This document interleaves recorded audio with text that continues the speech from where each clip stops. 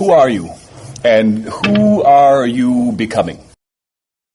Many of you are in a process of transformation that is changing you at every level of your being. You are completing a design set forth, laid out before you approximately 2,000 years ago. You are finally accepting a vision and a promise. You are finally becoming the vessel of love. Now, you've gone through a long sojourn, each and every one of you, into the darkness during this time of separation, this time of duality. A process is concluding now for you, and another is beginning.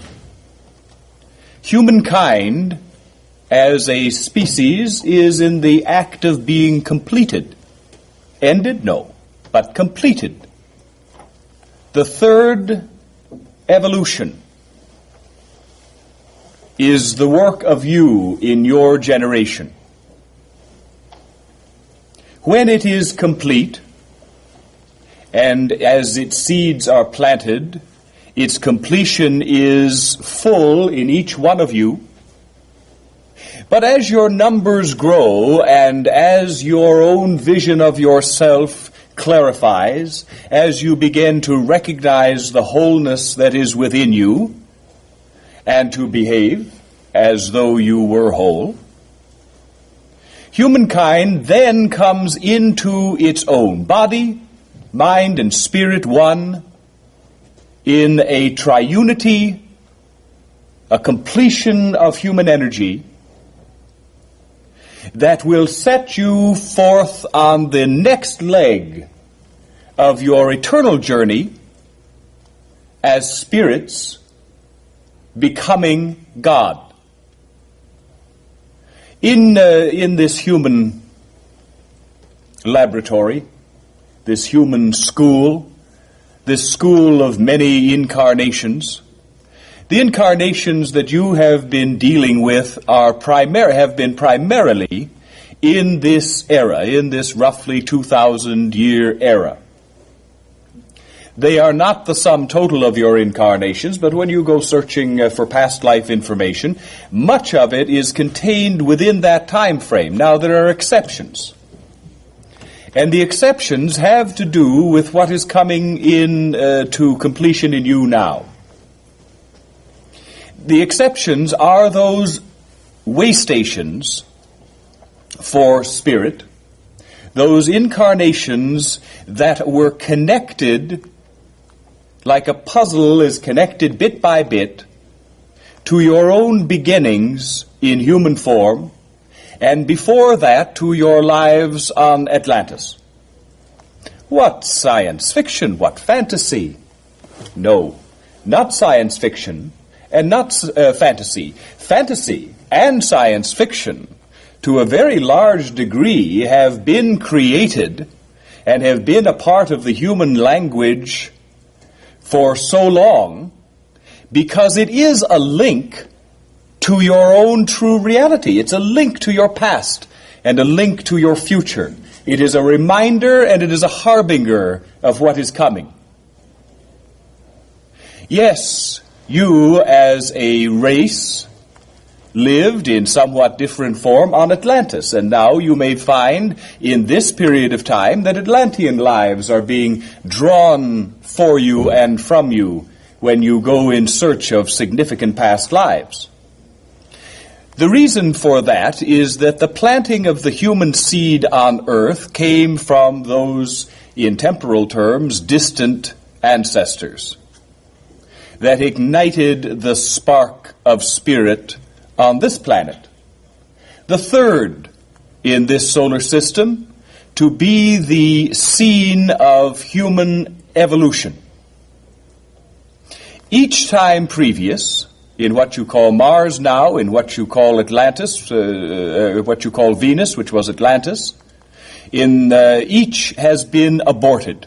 Each has been ended short of its fulfilling the human goal, because the leap needed to transform, to reach completion, to bring spirit into wholeness with body and mind, each time that leap has not been successfully made.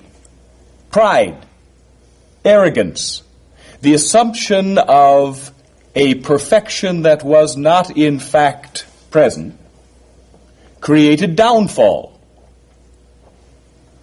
And so your race on earth began with a memory of downfall, with a memory of failure self-created,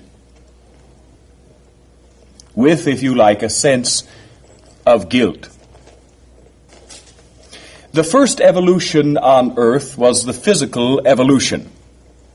Much of it already completed before the spark of spirit was ignited, and the process of physical evolution continued until humankind was in its present form. Now, as the process of physical evolution went on, the ones who could run the fastest and fight the hardest, the ones that were the strongest, survived and created others with those same traits of survival and ability, the talents of the physical body. That evolution completed a first step in human progress. The second evolution took place in the freedom of the mind to explore the nature of this instrument. What is it capable of? What are its limits, if any? What makes humankind different from the other animals? The difference is, in short, that humankind is only half human and half divine, bridging the gap between heaven and earth. As you grew, you were granted freedom. As a child who grows gets additional responsibility and additional trust. In ancient times, you will read in works of the time, casual daily intercourse with the gods speaking in the mind, the gods appearing on earth. The gods, the guides, the representatives, certainly, of God. But the guides, because human beings in their childhood were not yet ready to assume the responsibility of the exploration and the freedom of their own minds. That was granted. And the gods, the guides, left the conscious level of human life. And so you did, as a race, explore the nature of your mind. And we use mind in the broadest sense, including your emotions, your feelings, your fear. And that has been what has plagued human progress up to and including this point in human history. That is, because you are separated from your true knowledge of yourself, because you live half in the shadow and half in the light, you are fearful. Now, fear itself is illusion. Love is the reality. Darkness is the illusion. Light is the reality. But you have lived in twilight. You have passed through these ages again and again through the valley of the shadow, and the shadow is fear. That fear, in all of its faces, as envy, jealousy, as anger, in all of the expressions of fear wreaked outward and inward, you distorted by that fear the work of your mind. Now you have reached, as a race, the apogee of the development of the mind unbalanced by spiritual equality. Now you are at a place where you have seen the amazing developments that the human mind has been capable of. But you have also seen the tainting of the darkness of the energy of fear. And so what have your greatest technological achievements been? Engines of destruction. Because of your own fear striking out, as individuals, as nations, as races, as human beings, killing each other. The fear writ large is the nuclear energy, the energy of the bombs that haunt your days and nights in this time. You look in the newspapers and you watch on the television, and you see the havoc that fear is causing throughout the world on every possible level. You see men and women and children dying for no good cause, but their own fear and the hatred of others. You see vast powers in the hands of human beings who are themselves lost from true knowledge and understanding. You see a world and a civilization teetering on the brink of chaos and disaster. This, then, is the final flowering of the mind and the leaping off place for the final step of evolution, which takes place in a human heart in one lifetime, but is triggered by the energy of the Christ. The returned Christ. Not in human form. That lesson has been taught and finally learned. But as an energy that enters each heart, that opens in willingness and trust to it. Now, we talk in terms of the Christ energy because we're dealing with this culture.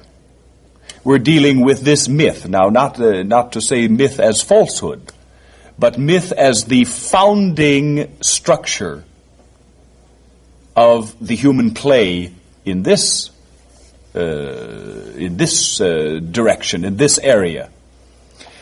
The energy, however, is universal, whether it's called Christ energy or some other kind of transcendent energy, or whether it's understood at all.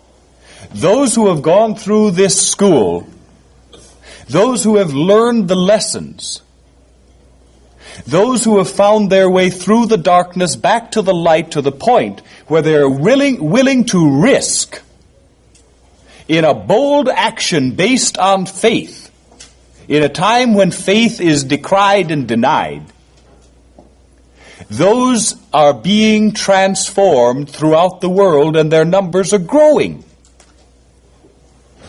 And they are Christians, and they are Jews, they are Muslims, they are Hindus, they are of all of the races and all of the religions and all of the political parties. Not limited by an ideology that does not describe reality. And in your part, this work will be done, is done with you as the energy is received. Well, the Christ returned as energy last spring. And the first wave of Christ energy was released last spring. And the second wave was released in October of this past year.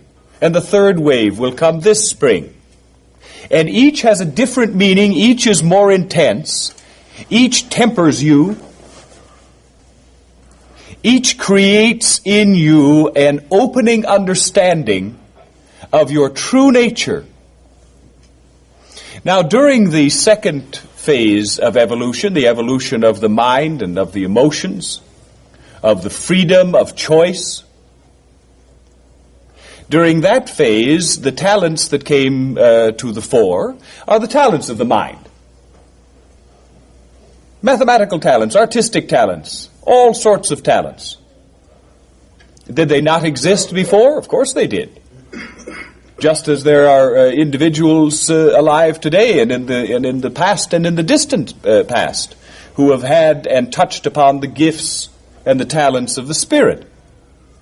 But each evolution frees an aspect of being. The physical body, the mental body, the spiritual body. And each has its array of talents and abilities. Now, the transformative process that you're going through now isn't easy. Imagine a change so enormous in its implications in your life and in human life, in the life of the world and the life of the race, taking place within one lifetime, one generation, complete. Fully realized? No. But complete in its essence.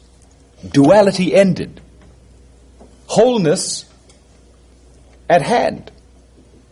Then you spend the rest of this life recognizing the wholeness, proving it to yourself, proving to yourself that you are no longer captured by fears, that your faith has grown so powerful that you are no longer stopped by that which stopped you before, no longer slowed by that which slowed you, no longer dismayed by that which dismayed you, that fear is gone. Well, that takes some proving. Because you've lived this life and every other life under the sway of fear. Now you need to help each other and to help yourself as you go through the most difficult time in this whole transformation. It is a death and it is a rebirth. It is the phoenix rising from its own ashes. And it creates havoc in your life, in your heart, in your consciousness, in your relationships, in your work, in how you view yourself. Transformation. True change, completely changed. Become new. But still in the same package. And that makes it even harder to understand. Because you look in the mirror and yeah, there may be some changes. A few more gray hairs. But you look the same. And yet you are not the same, not even physically. Because this transformation affects all of the bodies. Ending duality changes everything. And so you're going through in your lives paroxysms,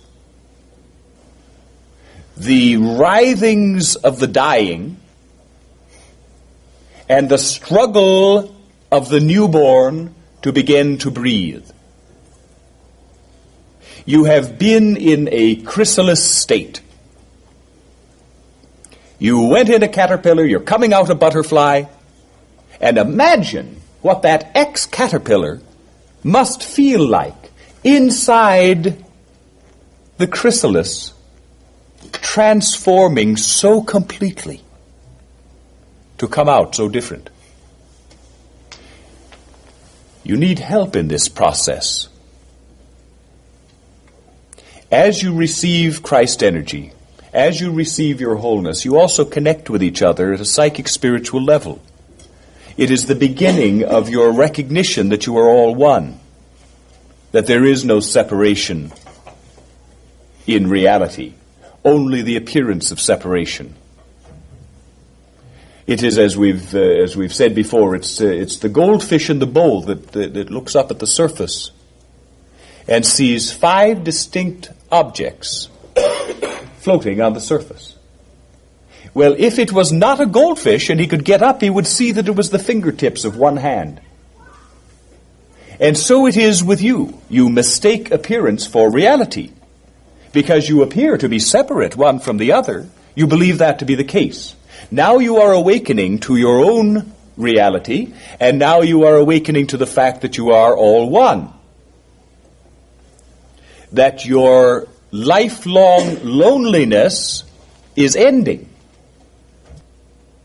You are awakening in many, many ways from a very long sleep. There is a struggle going on within each one of you. For some, the struggle is dramatic and full of sound and fury. For others, it is quiet and subtle, because each of you is unique. That is the purpose of the apparent separation. There are no clones among you. However much you may love, understand, and agree with one another, you are nevertheless each unique. A creature of energies combined in a way that no other energies are combined. And so the path that you take to your own wholeness is not the path of your mother, or your father, or your husband, or your wife, or your child, or your friend, or anyone else, however close to you. There will be differences in how you perceive, in what speaks to you, what opens the floodgates of information in your life, the language that rings a bell for you. You're all different, and so you all respond differently. And yet there is but one truth, and you are learning it surely through your own journey. Now, because you are so different from each other, does not mean that you cannot help each other, because put together you're one creature. Put together you're one creature. And so as you open yourself to all of the other selves and begin to look into each eye and see yourself, you grow exponentially as all others who are on this same path toward oneness join with you. You may consciously help this process along. Now, all along we've said, through much of this process, the best thing you could do is get out of the way and do crossword puzzles and go to movies and try to pay attention to something else, because the guidance here has come from higher self. Well, the guidance is still coming from your higher self, and we emphasize again, not from anyone outside of you, but that part of yourself that is still connected to the whole is still aware of the whole.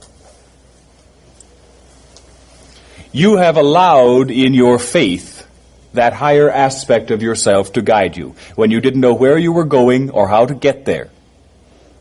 It was trust. And that trust is being rewarded. And the higher self that guided you is now in the process of integrating into you that which you think of as you, that tenth of the iceberg above the surface, that ego-mind consciousness. You are opening and becoming whole. Well, you never saw yourself whole before. And so now, in this part of the journey, you look inside and you say, I don't even recognize myself anymore. I don't react the same way to things anymore. Who am I? Who am I becoming? You are becoming Christ. Whole. The example that was set for you, the model for you to follow, the promise given for you to accept, in uniting you, creates a creature designed to emulate Christ. The Christ energy that fills you becomes a part of you. It's not separate. It integrates into you. It transforms you. And you go through a process that changes your whole life, cooperating with higher self. The time that is going on now in your lives is a time when you begin to prove to yourself that you are whole. Prove to yourself that this process is real, that it's not a product of your imagination, that it's not fantasy, that you're not lost in some realm of the spirit completely unconnected to reality. It is a time when you gather your strength and make ready to make a leap in your life, a leap of faith, a leap of change, the leap that will finally and completely prove to yourself your own strength and your own completeness. It is humanity's sense of limitation, of littleness, the collective guilt that we spoke of before, the sense of failure that is a part of everyone. Everyone we have ever spoken to in readings, private or public, has shared one fear in common. While some may be dealing with abandonment, and some may be dealing with betrayal, and some may be dealing with combinations of all sorts of fears, everyone shares one thing: that sense of littleness, the sense of inadequacy, the sense of not being up to it, of being incomplete and undeserving. Undeserving. You are receiving Christ energy because you asked for it. Because you said, I'm tired of frustration. I'm tired of feeling lost. I'm tired of working against my own best interest. I'm tired of chasing my tail. I am full of frustration and I've had it. And though I am full of fear, I will, with my little shaking legs of faith, take the first step and invite change and transformation into my life. Since you have done that, the road has been rocky. The reward seemingly precious few. You have suffered, each in your own way, because you have been willingly dealing with that which scared you the most, whatever it is. Willingly dealing with it, so that finally you could turn your back on fear because it doesn't exist, and embrace love, which is the only reality, and become whole and become truly human for the first time in the history of the race. The courage that has fueled that and has taken you through many dark roads and many dark nights and many long nights now has reached a point where you can begin to reap the rewards. The rewards that come honestly to you because you have honestly allowed the challenge to be accepted. Because you have had faith. Because this transformation is real. And you are becoming new creatures. And you need to find out who you are and who you are becoming. How do you find that out? By testing yourself. You have lived a life of littleness, never reaching beyond what you thought your strength to be. Fearful, hesitant. You've proved to yourself your courage. You've proved to yourself that you can survive. You've proved to yourself that you grow despite having had to look all of your fears right in the eye. And now you are becoming whole and able now to use the emerging talents of the Spirit.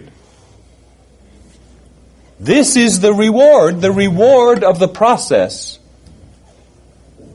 is becoming whole and experiencing it. Here you are no longer helpless. Here action is called for. No longer the passive willingness to allow matters to transpire. That took courage. That was difficult. That trust and that faith, that's hard won. But all the time you were learning gradually to listen to the voice of the Spirit, the still small voice that you so often ignored, and to act upon your intuition. And that's the testing now. To act upon your intuition. And you know from experience sometimes you don't even hear that voice. And you don't even know there was a voice until a change has occurred. Now your trust is extended another notch. Not only do you allow matters to change, Now you encourage them, and now you act upon them as though they were real, to prove that they are. You will grow into your true size as human beings by extending what you have thought to be your limits. Your limits as an individual and your limits as a member of the human race. Those limits don't exist. How do you prove it? By your actions. In your day-to-day life and in your spiritual life, for the two are not separate. This is a spiritual universe. All matters are spiritual. Whether you're dealing with fear or dealing with love, you're moving along a path of spiritual oneness. Now, what do? You exercise, you stretch, you act. You are bold in the way that you meet your life. You take action despite your fear. And gradually you extend your limits. In the sense of the psychic spiritual abilities, again, you don't need to compartmentalize that and think, well, now I'm going to sit down here and take some time and I'll meditate and I'll do some psychic exercises. Well, that's good, do that. But it's a part of your life. Do it in your life. Create a new reality. A new starring vehicle for you. You have lived and created a reality based upon fear, upon limitation, upon the idea that you weren't really worth that much. And you've done a hell of a good job. It works. Now you've been going through a process of tearing down that reality. Saying, no, that's not true. Feeling, well, maybe it is true, but saying, no, that's not true. And saying it in your life. Affirming your worthiness. Well, you've torn down. There's nothing but wreckage left of that fear-ridden self. And now it's time to build, to create a new reality based upon love, and based fundamentally and foremost upon love for yourself. Fill the cup so that there's plenty to share. When you give love from an empty vessel, it's tainted with duty and responsibility and with jealousy and with envy and with all of those other aspects of fear that have polluted the stream of your life. Practice, in this case, certainly will make perfect. Don't separate what we are about to tell you and isolate it in some island called spirituality. The exercises that you do are like the practice the child takes on the piano. You can go on playing Twinkle, Twinkle, Little Star all of your life if you want. But if you practice, soon you will be able to play concertos and symphonies, and you will be able to create something you've never dreamed that you could create. But it does take practice, and practice is what we're talking about. Practice in creating a reality that works for you. Practice in creating a reality that rewards you. A reality that says to you, yes, you certainly are worthy, and proves it. You are the author of that reality. You know, the objective reality isn't much. To all intents and purposes, the only reality that really matters is your subjective reality that you create for yourself out of your fears and your hopes and your disappointments and your desires. And it can all be recreated. And the feeling of emptiness that so many of you have now, the feeling of, is that all there is? The feeling of confusion, the lack of direction, the sense of aimlessness, of being stopped, of being stuck. We've heard it all recently. And we say to you, you're not stuck. You're not stalled. Tremendous events are taking place within you. You are preparing for the greatest leap of your life, and you might as well cooperate with this process. Lend the strength of your will to the power of your willingness. The willingness has brought you thus far. And now your enlightened will, guided not by the fear-mad ego, but by the opened heart, will bring you to such a completely new sense of yourself that, we understand, caught as you are in time, that you grow impatient. And you think, yes, there's changes, but it's too slow, and it seems to be a step back for every step and a half forward, and it doesn't seem like I'm getting anywhere. Well, if you stand still for a moment and look back over your shoulder, and we've always recommended keeping a journal because it really helps you in time travel, to see what your consciousness was a year ago, 6 months ago, and see what it is now. The changes are incremental, they are gradual, because frankly you need the time to assimilate. The fears that have encrusted you need time to be washed away and released by you. They're cleansed in a moment by the reception of the Christ energy, but you cling as to an insecurity blanket to those old fears that defined you. Maybe you weren't much, but you were all you knew. Now you need to redefine yourself, and you can help in this process. It's going on anyway, willy-nilly. Everything you do, every act that you take, every process you're going through in your romances, in your work, in recognizing you can't stand to live in this house anymore, in acceding to the feeling that there must be a move taking place, in following your process, you're already going on and on and on, and it's getting there. But you can be more active and you can reap more benefits by your conscious involvement. And what's that going to involve? Well, meditation is something that we hope all of you on this path do, because it is an avenue of communication with the spiritual nature. It is the instrument of the heart. It is an expansion of the consciousness. Your meditative self, and those of you who do meditate know that sometimes you reach a point and you think, my consciousness fills the universe. Well, your consciousness does fill the universe. And the time is coming gradually when that aspect of yourself, that meditative consciousness, is integrating with the other consciousness. And you're going to be wide awake all the time, because that's wholeness. You don't need to separate spirit from flesh anymore, human from divine. You're coming into that oneness. Well, you need to encourage it. You need to use your imagination. The imagination is a tool. It creates a vision of what can be. We've said many times, you're gods in training. Well, practice.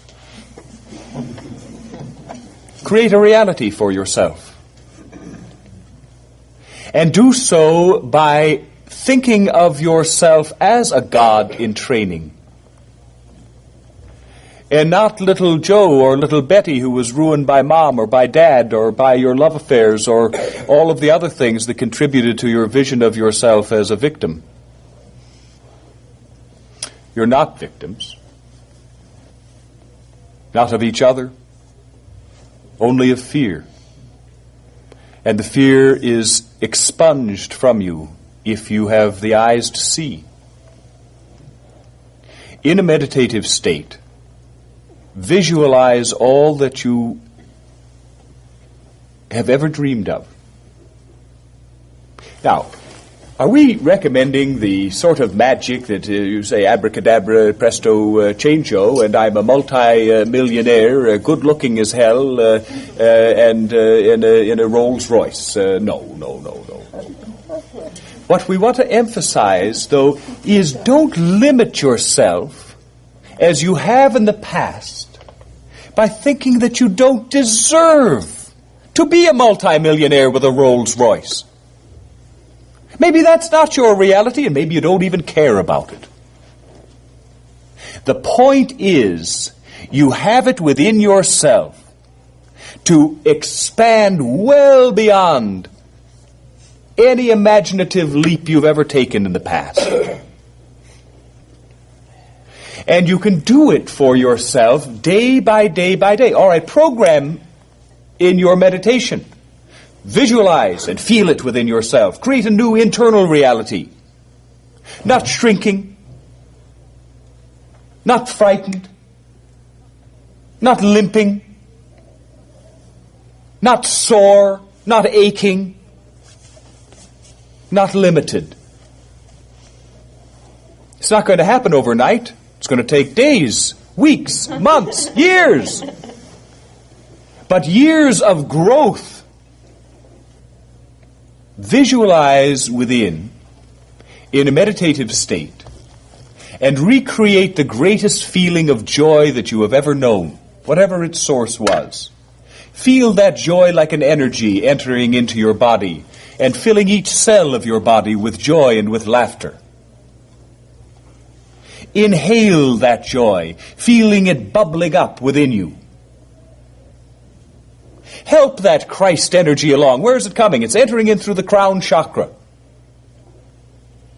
Open the door. Visualize, feel the circle opening.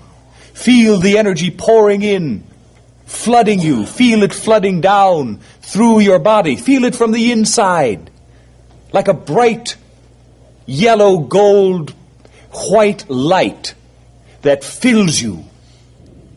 So full of light that you know if you opened your eyes they would be like headlights. Do that every day. And twice on Sundays. And see the difference it will make. Now, is this purely a subjective difference? Or is this difference going to be felt in other people's realities? Absolutely it will. This is how you created the fear self in the first place. Only now you're doing it consciously, knowing what you're doing, filled with love, filled with that transformative energy, and using what you never had before. The powers, the talents of the Spirit. The abilities, ultimately, and don't try to do this now, but ultimately, as the years go by and the incarnations, all of which, by the way, your incarnations will take place in what you now regard as the future. Because your task is different, not dealing with the duality, but dealing with your wholeness and expanding that wholeness, filling the universe with your wholeness. But as you expand, you grow these talents through practice, through belief,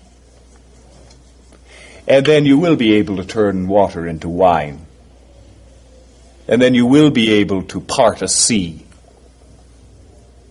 And then all of the images that have traveled with the human race from its dawn to the present, the images of the heroes, of those who could fly, those who could transform their bodies, those who could change reality. And you discover that all of those writings were about what you are becoming. And in this life, in this little you can begin to use those talents and feel the effect of their use and prove them to yourself. And prove them to your scoffing friends and neighbors. Heal yourself. If you are lame, restructure and walk. Not in the twinkling of an eye, not in the flash of lightning, but improving day by day. The message getting through to every atom in your being of the wholeness that is there, the light that is dawning, the strength that you're just beginning to feel. And during the day, you go through the spiritual process that you're involved in that is healing you and changing you. And then take what you have done in meditation and the practice that you have had and act on it. You've laid the groundwork. Your body, yourself, is beginning to believe that you, are whole and strong and capable of magnificent deeds. Well, the conscious self that isn't in meditation is still living in the same environment, with the same triggers to old actions, old responses, going to the same job and dealing with the same relationship and going to the same grocery store and putting your socks on one at a time, and the dailiness of life that act to eat away at your growing sense of the magic of life. That's when the will comes in. That's when, whether you feel like it or not, whether you don't, there's lots of mornings you're going to wake up and not at all feel like a god. And that's when the will comes in, to act with a boldness that you don't necessarily yet feel. To trust that process that you are a part of so completely that you act instantly on your intuition without even being sure there was any intuition in what it was saying to you, but trusting that that apparently impetuous response is indeed the guidance of your heart and of your spirit. It's a big test. And you can practice it in little ways, because you've got a major challenge coming up, because sometime roughly between March and next October, you're going to be dealing with a major challenge in your life, something that is going to ask you to put your money where your mouth is. That's going to ask you for an action by a person who is whole, healthy, strong, and deserving. And even if you don't fully feel that way yet, you're going to have to act on it.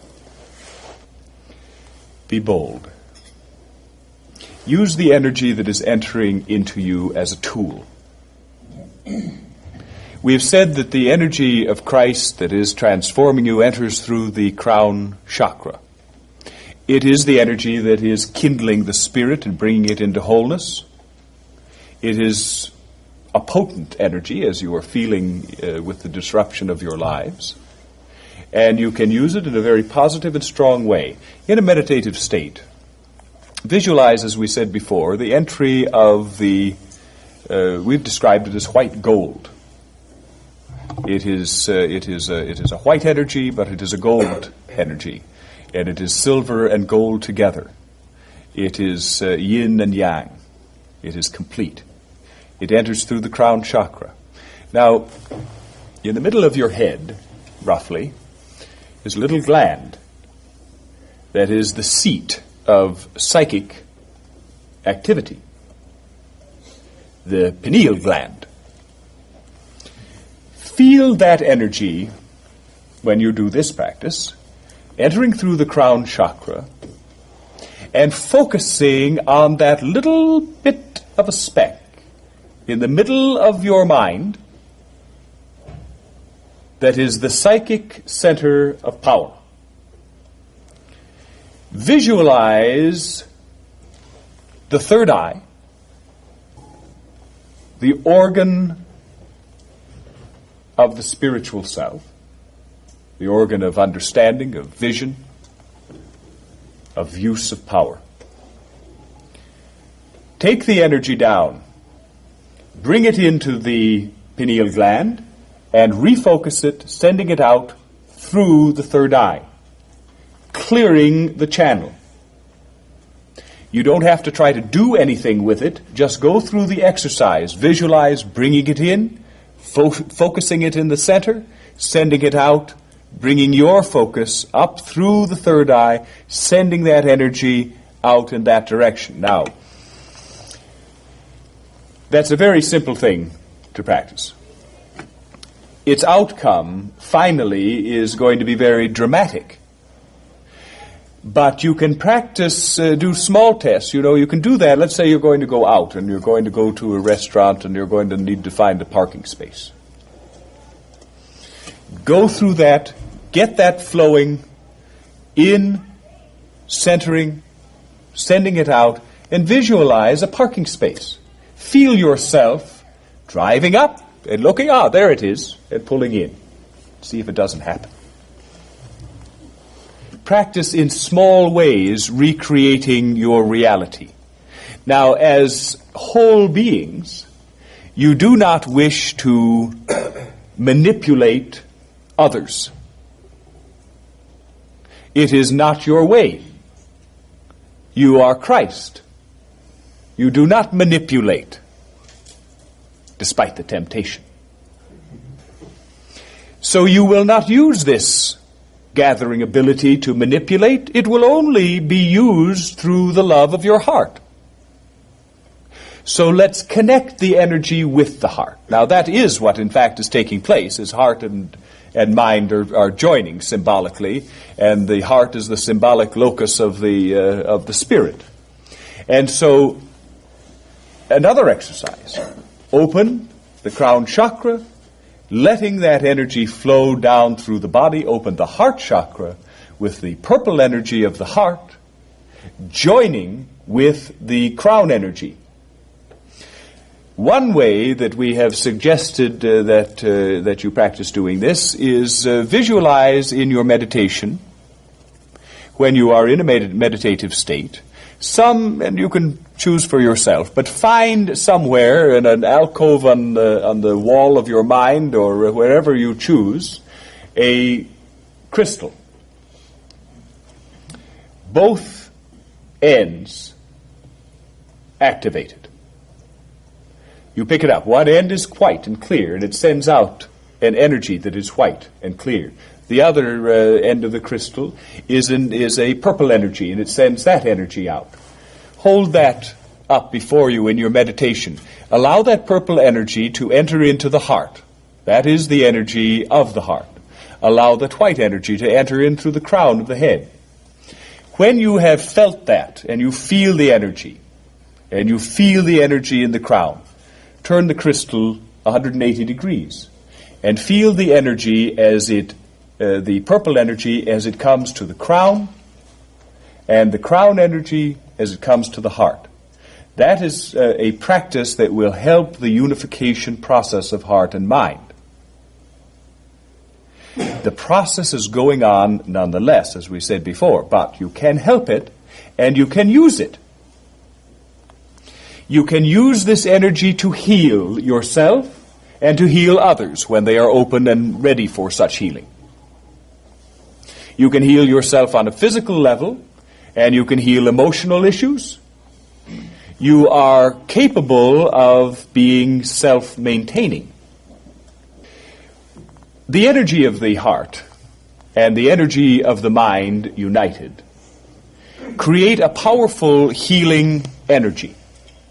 The energy of Christ is a healing energy. It is the energy of healing. It is the energy of forgiveness, that highest form of love. And the ills that you feel in your body require not only positive healing, but positive forgiveness. Because they are the result of fear. Because they're the result of bad karma, of imbalance, of choices that need to be unmade. And so you can use that energy for healing. You can use it through your hands. Your body is a machine for healing, among other things. You're just discovering that part of it. But the energy that's coming into you and becoming a part of you isn't stuck there, because you're connected to everybody else. And the energy can be poured out through the hands, the healing energy. And you can use this, and you can use it right away. You can go home and do it. You can do it right now if you haven't done it before.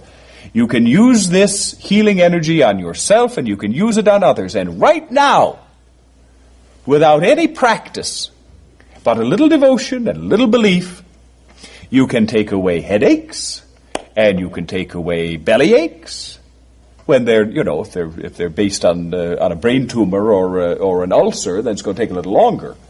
But the sort of temporary discomfort that comes into human life all too frequently, you can alleviate. You can alleviate in yourself. You can alleviate in others if they want it, and respond to it. You can do that. Use your powers. It doesn't matter if you don't know how. You do know how. You think you don't know how, but your heart knows you do know how. So take the hands and lay them on. And say within yourself, thy will be done, but if thy will is healing, let there be healing. And the power of your faith and the power of your belief and the power of the psychic spiritual talents that are coming into fullness as you come into wholeness will act at your command. For yourself, for balance, for strength, we would suggest applying your own hands to the points on your own body, the chakras, energy points, that both emit and receive energy of varying kinds. Now, there's a long lecture that goes with this, so we're not going to go into that yet.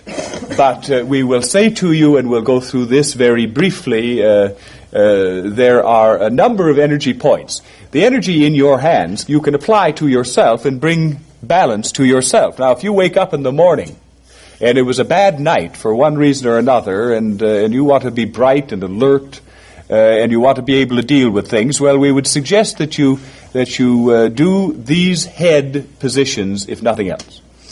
That you use your hands and you place them over your eyes. And there's a little hollow right here, a little sinus cavity right here in each of you, and you can put a finger in that and just to help place the hands correctly. Well, that's going to energize you. Do it for a few minutes. You don't have to do it for long. Take your hands away and you're going to feel more awake. Another way that will help waking up is to put your hands at the base of your skull. And when you do this, it's better to keep your fingers together to contain, focus, and direct the energy. But do that when you wake up. It'll help you wake up. Do it before you go to sleep. It'll help you to go to sleep. Your body is your instrument. While it is only in use for a few years, however long your incarnation takes, it is important to the use and the fulfillment of your purpose that you keep it in good repair, that you pay attention to it. It's worthy of your love and of your care. And most of you neglect it in one way or another, abuse it in one way or another. Well, the abuse and the neglect have been partners in crime with the other aspects of fear and the other uses of your fear throughout your life. And every area of your life where there's a fear, there's going to be a physical response to that fear. And so you're going to smoke cigarettes, you're going to drink too much, you're going to eat the wrong things, and you're going to not take care of yourself in some way or another because of what we begin by speaking of. You don't respect yourself. But now you're beginning to. And now you can take care of yourself. And now you can keep your body in balance. Now you can avoid colds and flu and other things that hurt your action, hurt your ability to fulfill your purpose. So very briefly, here are the energy points that you can use your hands on. By the way, the hands, any part of the surface of the hands will release healing energy, and you'll get confirmation of this. You'll put your hand on someone that's got a headache or a belly ache, and you'll feel what you may believe to be warmth, but is actually energy that you often feel as warmth. You'll feel that energy, and they'll feel the energy. So you can prove it. 1, 2 at the crown, joining the fingers, just touching the fingers at the top. 3 at the base of the skull, as we said, cupping the base of the skull. 4, the throat, and bring the heels of the hands together, again keeping the fingers together, allowing the energy to pour into the throat chakra. and from there move down. Move down. You can pause here at the heart, right across the breastbone, and move down to the solar plexus, and move down to the second chakra area, pointing the fingers downward, touching them, keeping the fingers joined together. And in the back, join the fingers thusly over the back. And you can use the backs of your hands. If you can't do this, which Paul can't, if you can't do this with both hands, well, you can use the back of the hand, and that's going to help too. And then you can go down about the level of the kidneys, the base of the rib cage, and use your hands there. And finally ending at the first chakra, roughly the area of the tailbone. Now, you can do that for a few seconds. You can do it for a few minutes. You can do all of the positions, or you can do a few positions. You're going to do a few positions in the morning, a few seconds or a couple of minutes each, and do the head positions. It'll help get you going and get you into your day. But every week or so, go through that whole process. You will see, and it won't take very long, you'll see a general toning effect. Not major miracles, but feeling better. And that's worth something. So now we're going to pause now for a break, and then we'll come back and we'll answer a few questions on this topic later. So thank you for your attention. If you can just take turns asking questions, Plautus, as regards to the trials and tribulations this year, besides the indicative preparation, is there anything we ought to be doing, like to get our financial house in order, plant a garden, move into the country? Well, all right. What this has to do, again, is relying upon your own wisdom. You are gaining access to your wisdom. Wisdom is hidden by fear and short-range considerations. As you deal with the fear issues by going through them and being challenged by them and rising above them in that way, you are freeing your own wisdom in listening to higher self, in listening to the voice of spirit in meditation, or as the process continues. It's not even just in meditation or in prayer. You receive the wisdom that is a part of yourself, that is your heritage. Then you act on that wisdom. Now, what is your wisdom, and is it the same as the wisdom of the person next to you who is also on a path of transformation? And the fact is, no, it's not the same. For you, it may be the choice to deal with preparation for matter, for projected events, perhaps. We would say, in a general sense, that it is generally good and unassailable good advice that you're always going to be in better shape, better able to deal with matters, clearer, less troubled and confused when your house is in order. And that would be true at any time in your life, and it is certainly true now, and you're more capable of setting your house in order now than you have been in the past. So if you if you want to focus on that, that's a good thing to focus on. There's no question about it. It may not be the top priority for one person, and it may be the top priority for another. We're saying to you that you are always going to be prepared for what takes place.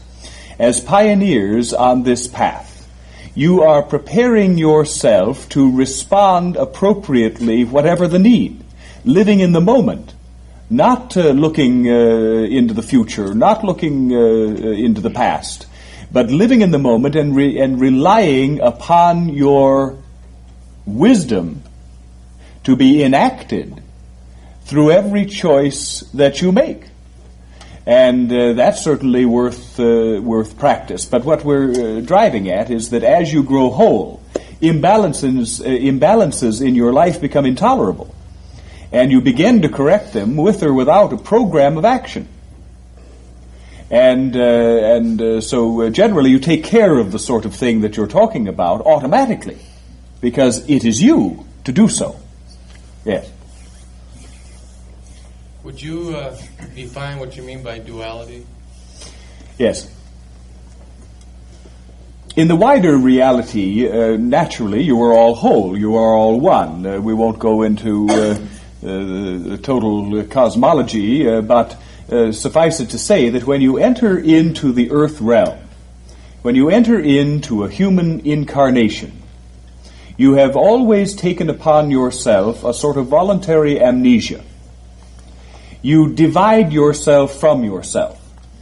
You divide yourself into ego-oriented self, leaving the awareness of your full being. That is to say, the spirit within you, the higher self, that is connected to the wider reality, that knows why you're in this life and what you need and who you are. You leave that knowledge and that awareness because of the purpose of the life, which has been to explore the darkness, explore fear, explore separation from God. And in the process of that exploration, much of which is simply experiencing the results of fear on many levels, as a result of the exploration, you find your way back to the light. Well, it's not just a round trip, because during your sojourn in the darkness, what you have learned in finding the light has refined that spirit. Growth is the law of all existence. And you grow during your process, and you grow during the time of the duality, but you grow to a point where you can end the duality. And you end the duality by erasing the barrier. And you erase the barrier between your two selves by releasing fear. When you no longer give fear your belief, the energy of your belief that gives it flesh, that makes it work in its negative way, when you release that, when you stop feeding that belief to it, it shrivels up and blows away because it's not real in the first place. It exists only because you have given it the strength to exist and stolen from your own strength to do so. By dealing with fears through faith, not trying to figure it out, because you can't figure it out. It's a spiritual matter that is not accessible to the limited resources of ego mind. And so it is through faith that you allow a process to transpire, that you become a part of that process, and in the flow of that process, you find yourself releasing the fear because you're able finally to see it as illusion, because you've dealt with it. And by dealing with it willingly, in the faith that you will release it, you do release it. You do see it for what it is, a ghost. And gradually, and in this part of the process for so many of you, you are seeing very clearly how ghostly your fears have been. And you're in a very active stage of releasing them. But the release is tested each time. And so a fear will come up and say, boom! And the first time it does it, you react exactly as you always had, and you hide, and you run from it. And then as the time goes on, the boos are less and less convincing. And finally you say, well, boo to you too. And that's that for that fear. You don't believe it anymore. Yes. Will we know in our physical life that we are ending our incarnations? That we won't come back again? Oh, all right. Well, you are going to come back again, but you're not going to come back in this state of duality, in the state of fear. You are going to be... All right, now. Let me put this in a context that I've done many times before, and that is to say that the lives...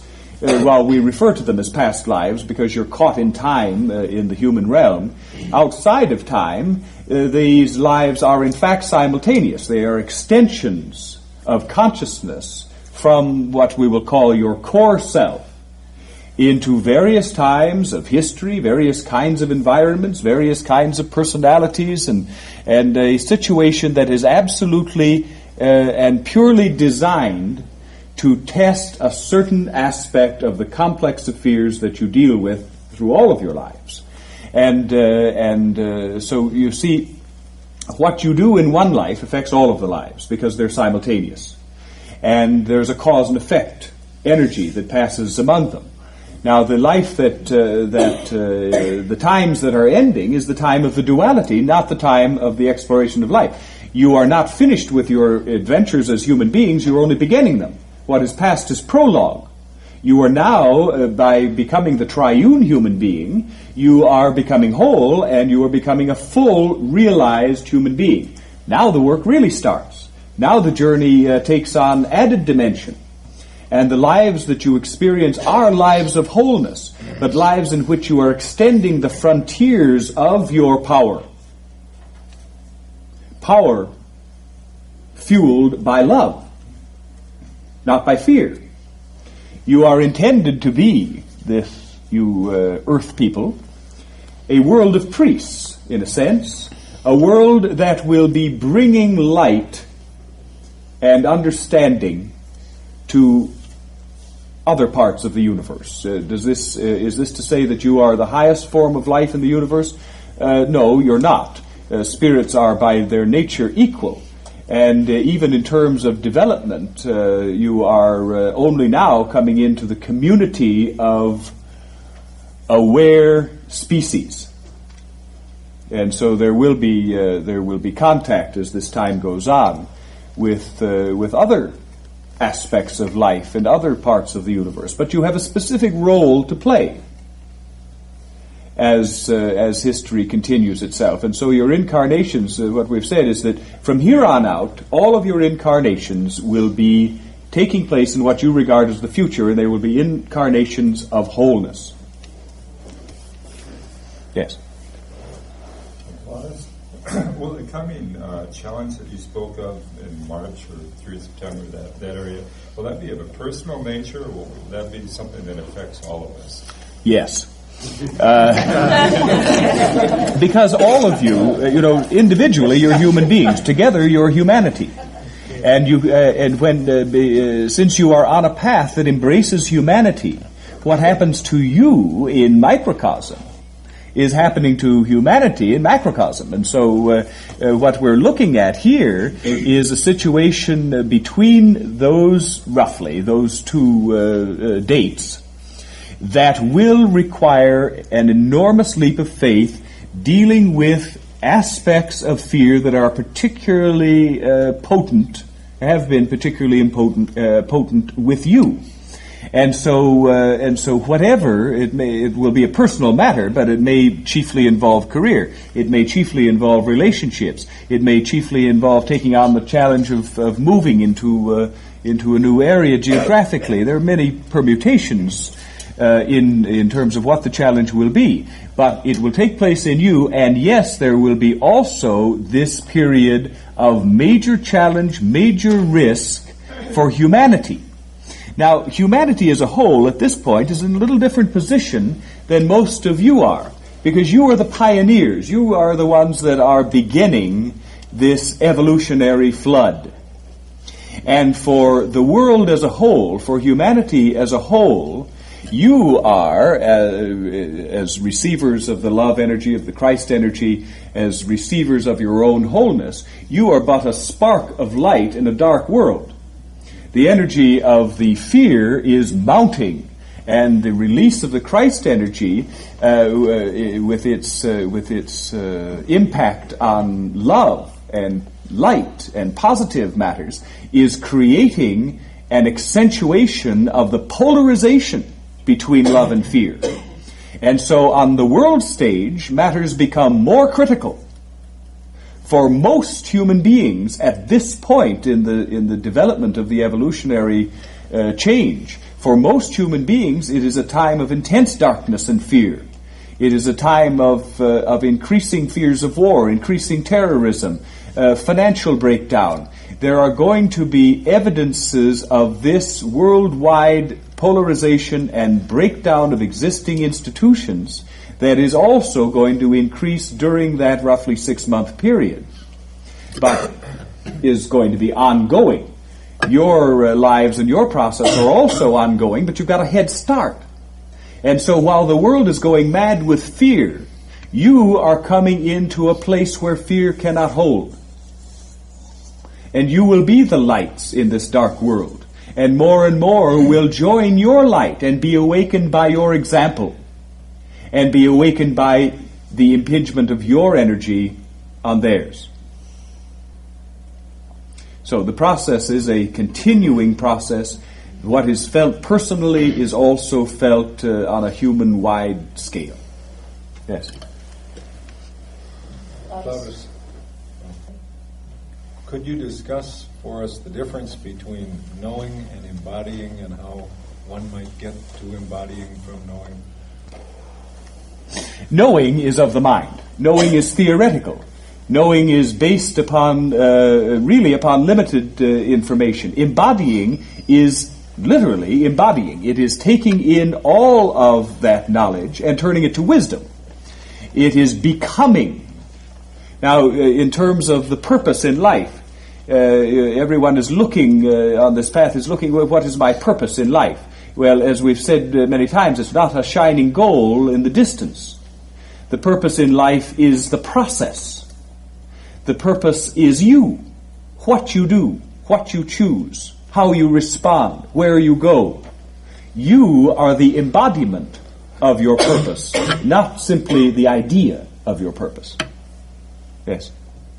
Plautus, as this is a unique time as far as experience, whether you're living in one polarity or the other, are there people who are New Age people who are also having a simultaneous incarnation in the fear reality? That's an interesting question, but to all intents and purposes, we have to say no. While realizing that no, we could go on qualifying it for an hour or so, because we're dealing here with, in your question, with multiple dimensions. Now, while we've said many times we've drawn past lives for individuals that overlap this life, and yet we've said to them, even though we've drawn a life for you that appears to be taking place in the same world and the same time frame as yours, if you went around the world and tried to shake hands with yourself, it wouldn't work. Because you, as the Bible says, in my house are many mansions. Well, in this universe, in this existence, are many realities. All that is needed to play the complete game. And so while you have incarnations that impinge upon this time, only you, in this form, are going through this transformative process. The other lives, the other incarnations that you are simultaneously experiencing, whether in this time or throughout history, are leading to this. While they are simultaneous in terms of time or a lack of time, there is a progression of awareness. Your awareness has progressed in this life to the point where you are ready to graduate into your new form. And so there is not, yes, in a sense, you can be in another life experience caught in the toils of the fear and the darkness. But you should not equate that life with this. In terms of your perspective, that is a subordinate life. As we meet our guides, do you have any advice or recommendations for what could help us facilitate ignition in our communication and the understanding of the meaning? The inner guides? Right. Yes. Because they're not just inner guides, you know. There are guides all around you that you're meeting every day who are in your life and come into your life to bring a gift. And for you to receive that gift, a gift of knowledge, a gift of understanding, a gift of help of many different kinds. Because this is such a critical time in your lives, it is a time in which there's a great deal of help offered and available. But it's a time in which you are also fighting tooth and nail against that help. You, speaking of ego mind. In order to spare itself from what it believes to be death, ego mind can create, and sometimes does create, a kind of shadow spirituality. Creates, out of its fear of dying, Now, the ego mind doesn't know that what's happening is that it's being incorporated into a wholeness in which it is equal. It wants to be king. It wants to be emperor. It wants to be dictator, and cannot visualize a life in which that is not the case. And so you, as ego mind, are afraid because you feel yourself dying. We've said, many of you who've been on this path for a while, feeling a sense of disorientation and wondering who you are, an identity crisis, if you will. Well, the ego mind is scared to death of this process and will create anything to throw you off the track. And so when we hear reports of individuals who apparently involved in a spiritual process are going through a crisis of fear in which they are hearing voices or receiving information from entities that inspires more fear, then you must know that is the voice of ego. That is the shadow spirituality, where the mind will complexify things. The mind will take the simplest thing and turn it complex. The mind will build mountains out of molehills. And where you hear a very intellectualized, very complex, full of rules and regulations from a guide, quote unquote, you can be pretty sure it's your own fear aspects trying to throw you off the track, because the track is simple. The truth is simple. The process is simple. There's nothing to it. It's only hard because you've trained so long to fight against it. So when this matter of guides comes up, we want to say to you, if you are receiving information, inner information, and it scares you, then you can pretty well think that know that it is a fear entity. And it doesn't mean you're being possessed except by your own fear, that you are creating a vessel for that fear to express itself and to block you. It's the same thing you've done in your life in many other areas, always sticking a foot out in front of yourself to trip over. Well, it's simply an extension of the same thing. And lest the unwary fall for it, we say, if the information you receive seems incredibly complex for you, requiring you to go through all sorts of ritualized kinds of cleansings and what have you, and if it makes you frightened, let go of it. Let go of it. Give your own equivalent of "Get thee behind me, Satan." Go away, fear. Yes? Plautus, is there a common task for communicating this good news, or is it going to best be communicating by simply teaching by example? Primarily that, because it is not something to be evangelized, because there's no way you can convert anyone to it.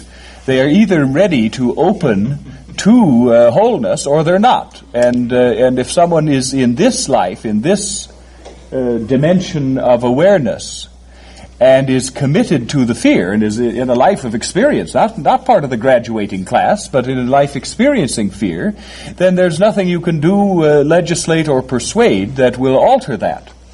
Every soul has its moment of graduation. That's why there are many realities, so that all can partake of that cup of truth and of love. But in this case, we would say, primarily, it is living your life and letting that life shine. When someone comes to you in one way or another and is troubled and is full of fear, yes, of course, use your understanding, what has helped you, and say, this is what I've learned. This has helped me. Here it is. Lead the horse to water and don't push his head in. Yes.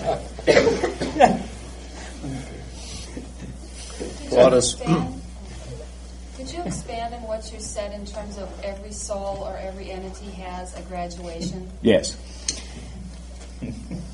All spirits are naturally equal. All are parts of God. There is no hierarchy in the spirit. But in the process of realizing wholeness, of going through this journey in the duality, the journey of fear, the journey through the shadow, everyone is on a different timetable because you are operating in time. But if you can visualize the fact that this reality that you see and that we share here today is but one of many, not less nor more valid than others. In this life, in this reality segment, you and the world, you and humanity are going through this enormous life-death struggle, a struggle that will bring about transformation. In another reality that you may also, in which you may also participate in an incarnation, this is not the issue. Now, we ask you to stand back a bit from this life and your subjective involvement in it. Recognize that certain matters that are taking place throughout the world are objectively true. That a certain person is president of the United States and the weather is a certain kind of weather, and there are a few things you could point at and say, well, we all agree on that. That's the underlying bones of the reality. But there are infinite variations upon that theme, infinite possibilities. You know, every time you make a choice, you are creating a new aspect of reality. The person who lives next door to you may not have the germ of a notion of this spiritual process, and if he or she were to hear about it, would say, "What nonsense! That's not my reality at all. I'm a good Baptist. I don't believe in any of that sort of nonsense."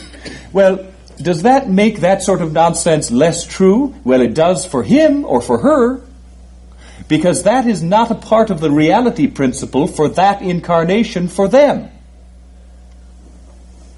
And so they learn what there is to be learned. Well, look at the news and interpret it as we have indicating a polarization of fear, and at the same time that love, the tender shoots of love are poking up through the ground.